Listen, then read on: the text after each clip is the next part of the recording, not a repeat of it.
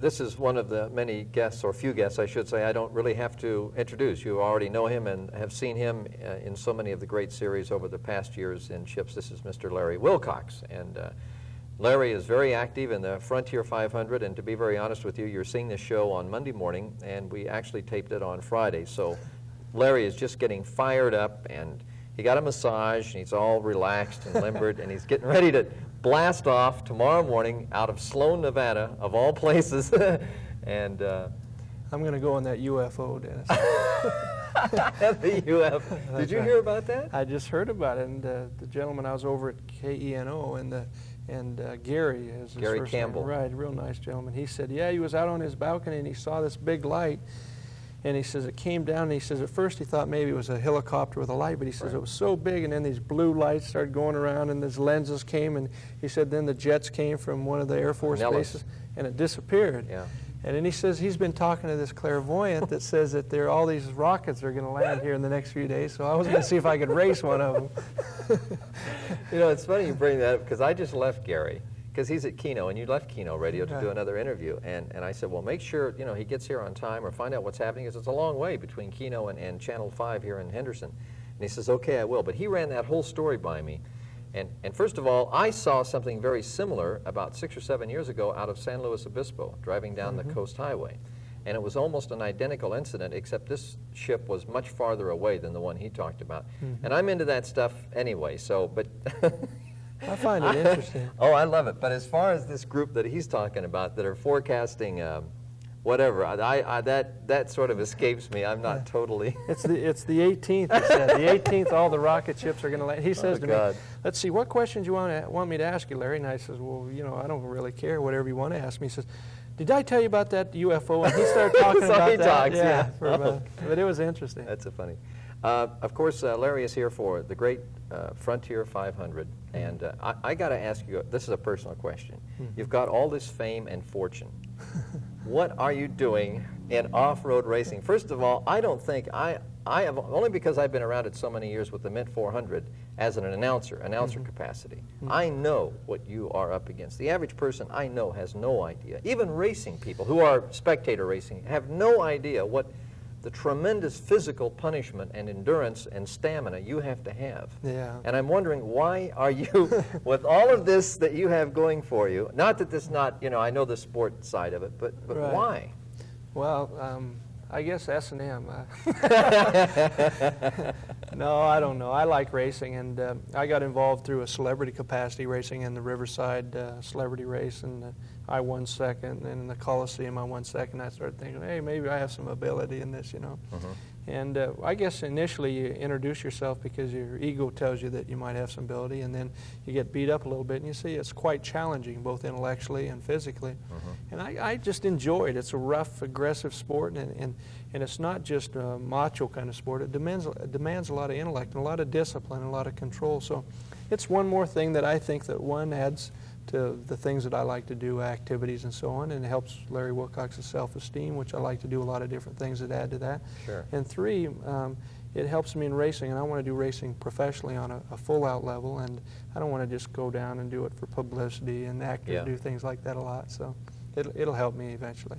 Well, doesn't your agent say, Larry, can't you get into sewing or That's right, you know? Do some telethons? And they do. They talk to me all the time. As a matter of fact, somebody said recently to me, because I raced last week in Laguna Seca and the weekend before that in Riverside, and the weekend before that I went through the British Jim Russell School of Racing, which is an excellent race car school if you ever go to one. And they said, don't you think you're devoting a little bit too much time to this racing? But I don't care what they say. It's enjoyable for me. First of all, it's enjoyable emotionally.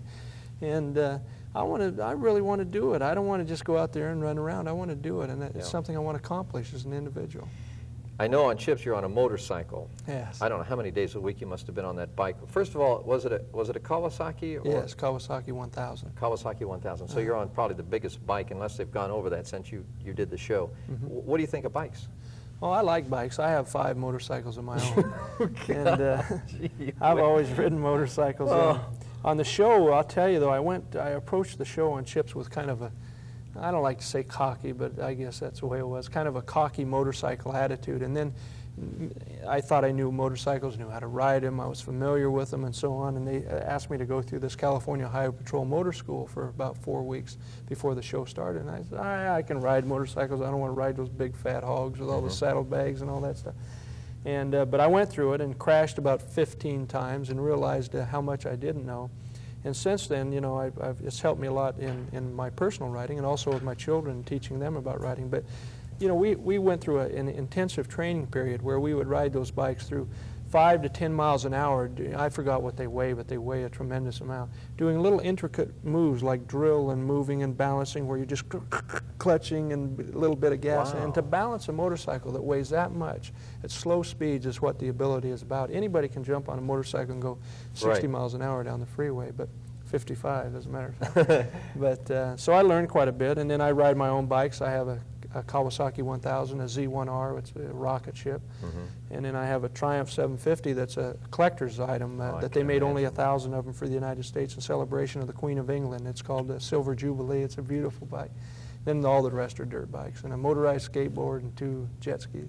Oh my goodness. Those are my toys. What is the school? Was it the California Highway Patrol? Is that what you said? Yes, went through their schooling. Actually, they have a motorcycle school in Northern California. We went through, one of their instructors came to L.A., Bob Wilson's his name, and he taught Eric and myself. And then, and we still had accidents. If you ride a motorcycle, you're going to have accidents. You know, I wrecked several times, and you get a little crazy and have a tendency to be a little overzealous. And Eric had, you know, a near fatal accident. I remember that one, yeah. And he's never been a fan of motorcycles anyway, and that kind of really changed his attitude towards it. Yeah. Well, I can't imagine if you're not into them just a little bit or halfway, it's got to be a difficult, it's like a horse, you know. I know you're into that, that'll be our next subject, but I know what horses can be with some people if they're not into them, just forget it. Yeah, they're intimidating about both horses and motorcycles, and I think if you're not familiar with, that's why I keep saying to people, they say, you know, last year I went to a racing school, Bondurant Racing School, and this year British school, and they said, what are you going to these schools for? And I really believe, even if you only learn one little thing, you know, that's one more thing that didn't take you 5 years to learn. You learned it in a couple of weeks. So with motorcycles, I'll tell you, it's the same thing.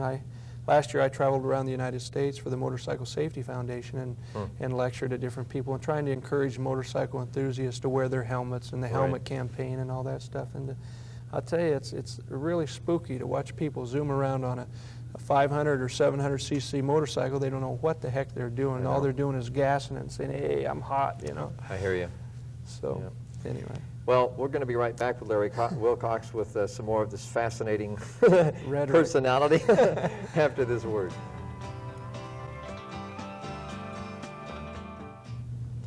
I've seen Larry a lot on talk shows, so there's always questions that I think of from other talk shows, which is always interesting. I had Robert Goulet on the show, and I kind of did the same thing with him. I said, well, you know, when you were talking to Merv Griffin about this or that. Anyway, one question I have, I'm sure other people have, and we'll just cross over this quickly. You worked with Eric Estrada for how many years? 5. And you didn't get along together? No, we're just completely different people, really, you know.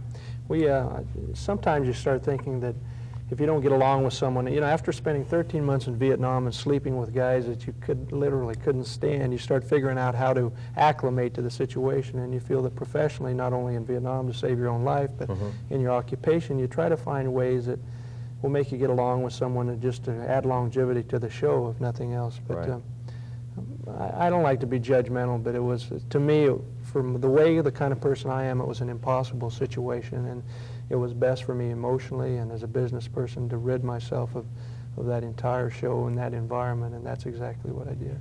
I can totally understand that. I can relate to it in so many ways. I won't get into it, but I've had similar situations professionally and personally, and sometimes I think, you know, you try and work out something after so long, and finally you go, hey, I got to move on, and this is, my head is not. There are only 52 cards in the deck, and after a while, what do you do, you know? Well, anyway, I've heard so much publicity on it, and I think, well, I'm not going to ask him about this. He's probably been asked 50 times, but you're so easy to be with. I don't feel you're offended by the question, and it's interesting to know, because from just the publicity I picked up on it, there must have been something going on that wasn't the greatest. Wasn't kosher, as you say. Yeah. Actually, but I'll tell you one thing. I'm really, I'm grateful to be on the series. A lot of people sometimes understand the fact that I'm not on it, that I'm thinking I'm big time or being pompous or saying, hey, I don't want to be on a television series, and that's not it. I really feel grateful, and financially it was very lucrative for me and allowed me to direct 2 of the highest rated shows and be in the Writing Guild and Wow. and get my production company going. So in that respect, I'm really happy. I feel that I got the most that I could under that circumstance. But after that, it was becoming just too abrasive, so Yeah. I got out of it. Well, that's a fantastic attitude, but not only that, won't there be reruns and residuals on this thing Sure. for who knows how long? And in Sure. Japan, you're going to be going, I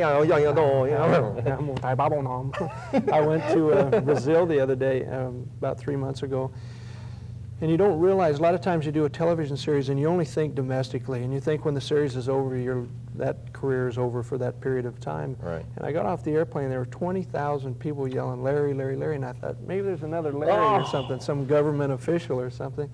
And we went in the airport, and they knocked all the windows out of the airport and came in, and we ran in another room, and he got in the car and escaped and everything. And my little mind went click, geez. Internationally, CHIPS is in 56 countries, and so what I'm hoping to do is take advantage of that in the near future, whether it be through a merchandising thing I'm working on right now or something else. So there's a lot of avenues out there still open. In the meantime, I'm having a great Where was time. this again, Larry? That was in Brazil, in Rio de Janeiro and Sao Paulo. And then, I went to Australia and New Zealand, and it was the same thing in Japan. So I think that we can take advantage of that as a business person and do some other things. And then we're talking about coming out with a line of clothing for motorcycle riding and street riding, people that just ride their, because everyone wears such dorky clothes, they should have some real nice things coming out. And we're talking about that, so we'll see what happens. Well, I think it's a great attitude because, I look at things optimistically, and here you've got 5 years in on a fantastic show, and all you're doing is marketing and taking advantage and rewarding yourself for something that is good, and you'll be remembered for it for who knows how long, and that also doesn't necessarily have to be anything against you. No, it's good, Dennis. I think the other day I was signing some autographs, and the people, I always put Enjoy Chips, Larry Wilcox, and they said, why do you say Enjoy Chips? You're not on Chips anymore, But I said, I feel that's still what people want to hear. They don't want to have enjoy life or God bless or whatever the case is. They want to hear about chips, especially the younger people, the kids. So I'm still happy that I'm identified with that, associated with that, and we use it for the best.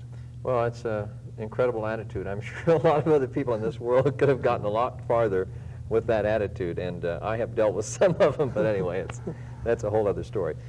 Getting back to the Frontier 500, have you driven the track between here and Reno? Yeah, we drove it. It's kind of a funny situation. I flew over here. I flew down from Laguna Seca and got a night's rest, worked out, and flew over here real fast and got here about 7 in the morning, and we were going to run the course from Las Vegas up to, say, BD or Gabs, and I waited around till 5 because we had a burnt piston in the pre-runner, a truck that you run prior to the race truck. And so we got that fixed at 5, and I drove from here to I think I ended up in Beatty. I forgot which one of those little towns we stayed in. And then we broke a motor mount, and so we wired that up and put rug in there and gaffer's tape to keep the motor from falling down. And then we drove into Garfield. Some little town, and all these people came out and said, hey, your Chips, we knew you were coming in your blue truck and all that, And we said, yeah, this is Tonopah, isn't it? They were real offended. We weren't even in the right town, We were 25 miles from Tonopah, but it was really a grueling drive, and my back's still bothering me. So tomorrow morning we start the race, and as you say, by the time this is on, we'll already have raced. And I think the most important thing is the first 100 miles are real gruesome, and if you maintain, don't let your adrenaline control you in that first 100 miles, which I'll be driving, we'll be competitive. The car that you're driving is what? It's a Class 8 pickup. It's about 130 mile an hour, $60,000 to $80,000 state-of-the-art pickup, 2-wheel drive. A lot of people think that when you're doing off-road racing, everything's 4-wheel drive, and personally, I prefer a 2-wheel drive because that other axle up in the front's too much weight when you're jumping over 10-foot cliffs or drop-offs or something that's jolting your neck up to the top of your skull. And so the 2-wheel drives, I think, is more competitive. They call it the heavy metal class. It's expensive, it's fast, and I think it's more protective and more enjoyable. And the model of this car? It's a Ford pickup. Ford. And your sponsors? Frontier Hotel and 7-Up are our main sponsors, and I was saying earlier, that the local distributor here in Las Vegas, Andy, I think it's Soros, and I hope he isn't going to be upset, I mispronounced his last name, but He's really a gentleman, and in addition to being has a lot of charisma and being a gentleman, he offered a lot of money for a small distributor to sponsor us. So from the bottom of my heart, I say thank you to 7-Up and Frontier, and the people at Frontier have been excellent. I mean, you deal in the business sometimes and you think of all the con people and all the negative people, but Right. they've been real good. Well, as you said, and I was talking with you before, the Frontier have been exactly the same thing with me as far as extremely nice people, everyone from Mr. Phil Arce and Jim Seagrave and Kurt Thompson, and I know I'm missing out on a lot of names, but they're just extraordinary people. And I have been on this Frontier 500 on my show promoting a lot of things for them, and you have sort of been the apex or climax of it because of your standard in the business and in racing. So it kind of worked itself out beautifully. But I got in on this thing a month and a half ago, and I have seen this thing. I have never seen anything expand or grow. I mean, there's over 400 cars entered, and you're one of the 400, and I don't know how many motorcycles. I know. It's beyond, I mean, I'm telling you, it's incredible. I don't know how those motorcycles go through that terrain. That silt is so thick, you know, that's one thing I'm a little concerned about. I hope I don't get stuck in that silt, because it is it's like quicksand out there. It's really bad. But, you know, people don't realize sometimes the jolting and the physical abuse that you go to. I mean, your back gets out of place. People literally urinate blood sometimes. It's so gruesome. Oh, my. But in a truck, you have a little more cushioning there, and Right. especially the way our truck's set up. So we hope we'll be competitive. But there's some big names: Gordon Johncock, as you I know. and Indianapolis 500, and, I know. and Alsup, and Walker Evans, and a lot of Right. people that are way over my head. But we're going to catch them. Big time. Yeah. I've only got about a minute, and I just want to ask you, the track between here and Reno, how bad is it? What do you think of it in general? Well, I think this race is going to set a precedent in off-road racing. First of all, it's one of the most difficult races I think that people are going to undergo, even more so than the Baja, because even though the distance isn't 1,000, it's 500 miles. But there's so much a variety of terrain that it's going to be probably the most demanding track in off-road racing. And I think you're going to see even more publicity and popularity of this race in the future. And I'm real happy that Las Vegas has set a precedent, one with the Caesars Grand Prix, Right. and now Frontier Hotel with this off-road racing, because